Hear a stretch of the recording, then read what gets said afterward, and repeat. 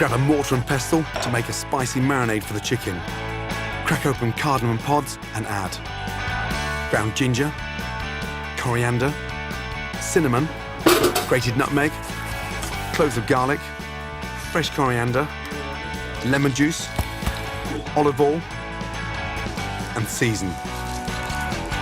Now pulverize to form a paste.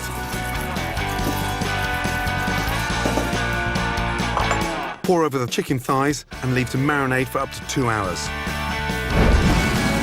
To cook, griddle on a high heat to get wonderfully charred meat. You got that, lady? Once the chicken is cooked, warm through tortilla wraps on the same griddle. Then simply slice your chicken and put your wrap together. Top with shredded cabbage, chopped spring onion, and your favourite chili sauce.